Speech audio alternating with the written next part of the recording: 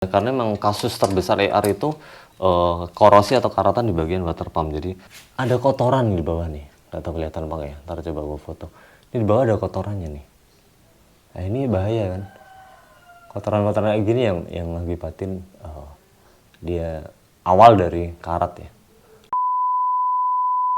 Halo semuanya, balik lagi dengan gue Wan Saputra. Hari ini gue mau ganti radiator dari ER ya. Jadi kemarin ceritanya gue habis dari Kawasaki ya. Jadi info dari mekaniknya sih, untuk air radiator ini sebaiknya diganti setahun sekali katanya. Karena komponen di area water pumpnya sini itu sering karatan kalau kita nggak rutin ganti gitu. Jadi makanya ini gue mau ganti air radiatornya pakai ini ya, Preston. Kenapa pakai Preston? Karena emang merek ini udah cukup bagus ya, dia di bidang radiator, dan ini dia coolant yang prediluted 50-50 ya, jadi emang dia lebih pekat dan dari sini lebih bagus ya, karena lebih anti korosi gitu. Gua pakainya ini.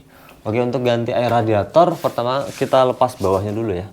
Ini bawahnya kita lepas, ada 4 baut di sini kita lepas ya, kemudian kita lepas sampingnya. Setelah kelepas semua baru kita kendorin baut radiatornya ya. Jadi untuk radiator dia ada ini, bautnya yang ini, yang bawah ini. Jadi ada 3, kita ambil yang tengah, yang sini. Ini untuk keluarin air radiatornya. Jadi supaya nggak ngocor kemana-mana, sebelum kita buka ini ya, ini kita buka bawah dulu. Kalau kita langsung buka atas nanti airnya terlalu deras keluarnya. Jadi kita buka ini dulu, kondisi ini masih ketutup ya, ini masih ketutup. Kita buka dulu yang bawah, kita lihat ya. Ini sengaja gue pakai tempat dari kaca transparan buat ngecek sekotor apa sih air radiator yang udah lama nggak diganti. Jadi ini ceritanya gue ambil second dan ini baru pertama kali gue ganti air radiatornya. Kita cek seberapa kotor ya air radiator. Nggak tahu sih ini udah berapa bulan, berapa tahun nggak diganti. Cuman untuk antisipasi aja sih, jadi hari ini gue langsung ganti. Nah ini keluarnya memang kecil karena atas masih ditutup ya. Ntar kalau atasnya dibuka baru dia ngocor yang kencang. Coba kita buka ya atas, karena ini kan masih vakum kan. Ini kita putar ya. Kalau kita putar bawahnya pasti dia makin kencang.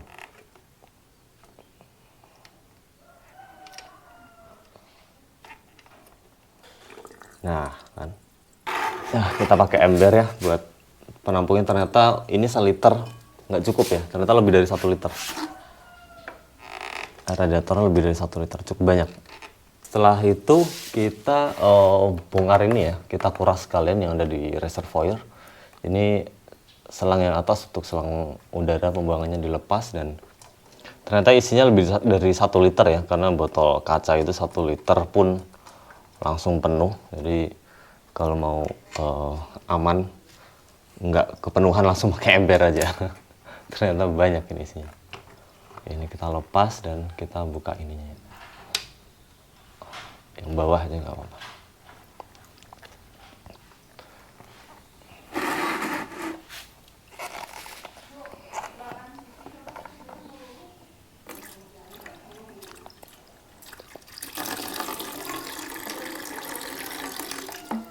Kita sisain dikit ya, karena kita harus ngocok-ngocok di bagian bawah.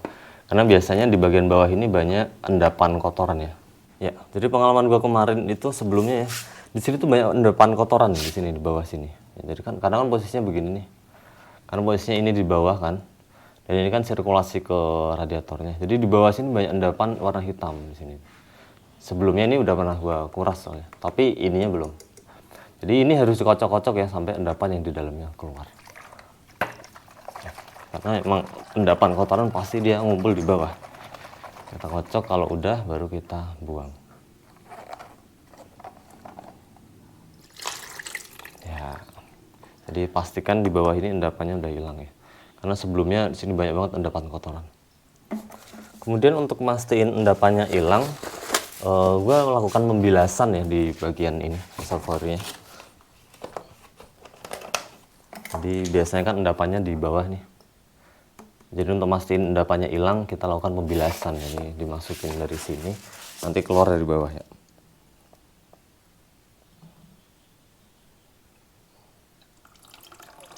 Nah itu, dia keluar dari bawah. Jadi untuk membilas ya, untuk membilas dan supaya endapannya keluar ya. Karena yang punya bagi pemilik IR ya, ntar dicek di bagian bawah. Ini biasanya banyak endapan ini. Pastiin endapannya udah nggak ada. Oke, kalau udah kita tutup lagi ya. Oh ya, untuk nutup pastikan nutupnya juga rapat dan bener ya, sesuai dengan drat ulirnya. Karena pengalaman sebelumnya ini ada yang nutupnya nggak bener. Jadi uap dari apa namanya, dari air radiatornya dia keluar terus kececeran gitu, bercecer kemana-mana. Jadi pastikan nutupnya bener dan rapat. Setelah ketutup rapat ya, kita bisa langsung pasang lagi di sini. Kita pasang lagi di sini dari selangnya kita pasang. Oh ya, selangnya kalau mau dibilas juga bisa ya. Jadi kalau mau bilas selang bagian dalam ya, ini kan di sini ada lubang kecil. Nggak tahu kelihatan apa enggak ya. Di sini ada lubang kecil. Jadi cukup bisa kita tuang di sini supaya nanti keluar dari selangnya. Tapi biasanya agak susah ini bilas karena airnya langsung masuk. Nah, itu bisa sedikit dibilas ya.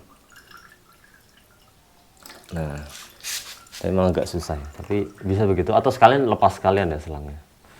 Cuman kalau gue sih kemarin habis bilas selang ini jadi nggak perlu dilakukan ulang. Cuman buat yang belum pernah dibilas selangnya, kalau mau dibilas bisa ya dengan cara dilepas sekalian di sini. Kalau udah kita pasang ulang ya. Kalau pasang ulang terus kita kencengin lagi.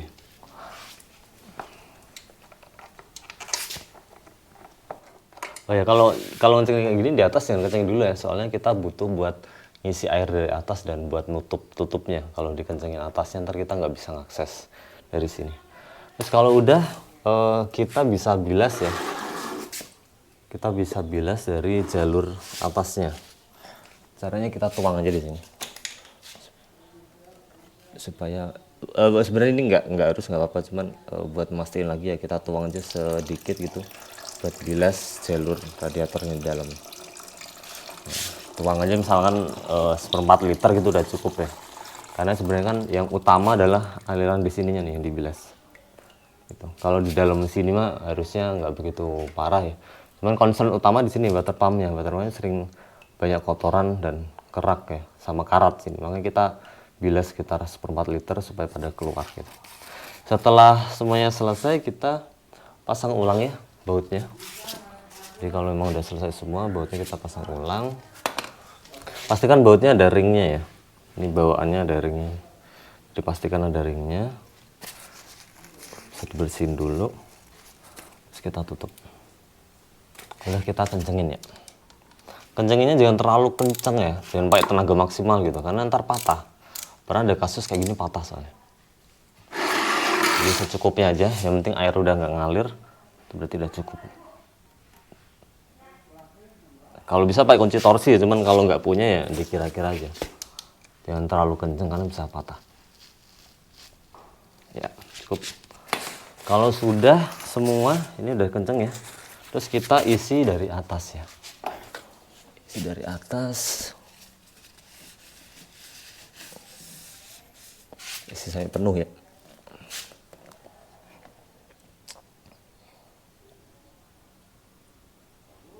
Kalau untuk air radiator sebenarnya warna merah atau hijau itu sama aja, itu cuman penanda warna aja. Cuman karena bawaan IR itu warna hijau ya, gue belinya warna hijau. Ini 1 liter lebih ya tadi kalau kita hitung, karena botol kaca itu 1 liter. Ternyata masih luber, jadi pastikan kalau ganti radiator IR, beli sekalian yang lebih dari 1 liter ya. Misalkan beli 2 liter gitu, karena kita butuh juga sebagian untuk membilas. Kalau untuk merek air radiator bebas ya, sama aja sebenarnya. Cuman kalau setahu gue sih merek yang paling populer ya, yang paling ternama itu ya Preston ini untuk air radiator. Pastikan penuh ya. Pastikan penuh sampai luber-luber dikit nggak apa. Tunggu. Oh ya, bawahnya kasih ember ya, jadi kalau luber dia ke ember supaya nggak susah bersihin. Jadi pastikan ini penuh semuanya. Kalau misalkan masih ada rongga sedikit gimana? Nggak apa-apa, karena nanti dia akan nyedot dari reservoir ya.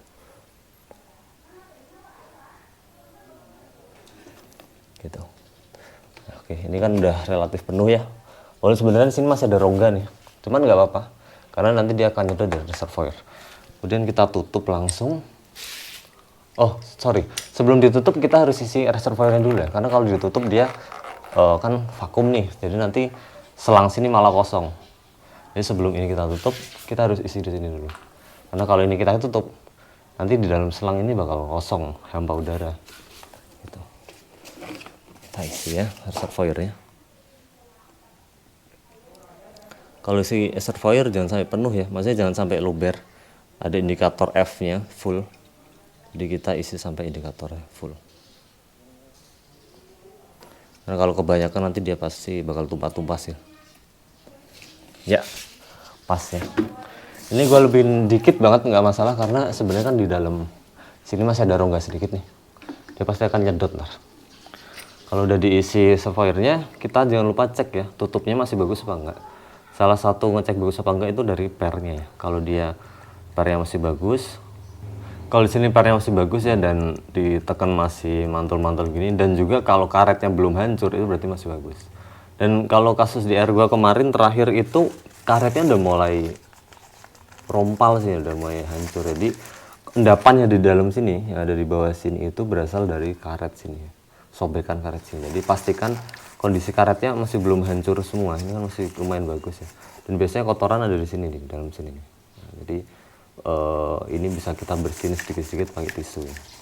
Kalau kondisinya masih bagus sih masih bisa layak pakai. Yang penting karetnya nggak hancur dan pernya masih bisa menekan sempurna gitu.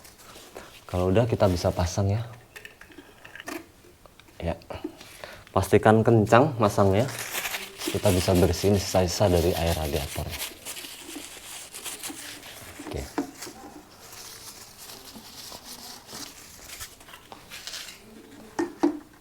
Kalau udah baru kita pasang mur yang atas. Karena kalau kita pasang duluan nanti susah kita pasang tutup radiatornya. Kemudian kalau udah kita tutup ya. Jangan lupa nutupnya juga harus benar, karena kemarin kejadian nutupnya nggak bener dan akhirnya air radiator tumpah kemana-mana. Dia tumpahnya dari atas ya, kayak ada uap air radiator gitu, terus dia ngalir dari atas dan akhirnya bercaknya sampai kemana-mana gitu. Sempat panik kemarin, kirain bocor radiatornya, ternyata cuman masalah tutupnya kurang bener masangnya. Kita kencengin semuanya ya. Kalau udah dikencengin semuanya, selesai sudah proses dari penggantian air radiator ER ya.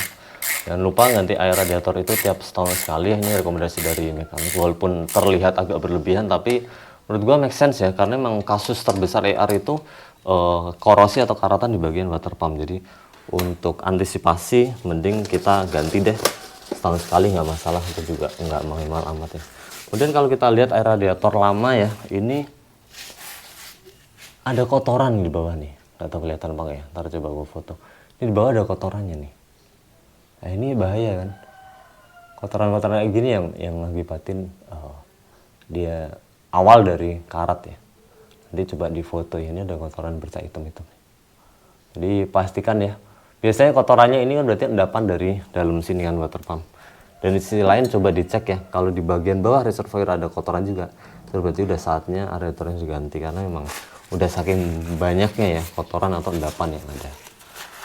Oke, jangan lupa habis ganti radiator kayak gini, mesin kita hidupkan terus kita bawa jalan misalkan 2 kilo sampai 5 kilo ya, supaya ada perputaran radiator. Biasanya dia akan nyedot dari reservoir kalau memang ada rongga di dalam.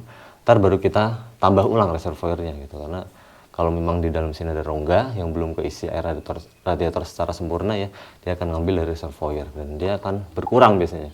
Kalau dia berkurang baru kita tambah dari reservoirnya gitu. Dari gua begitu dulu ya untuk cara ganti air radiator ER6. Next time gua akan sharing hal lain tentang ER lagi ya. Sekian, makasih.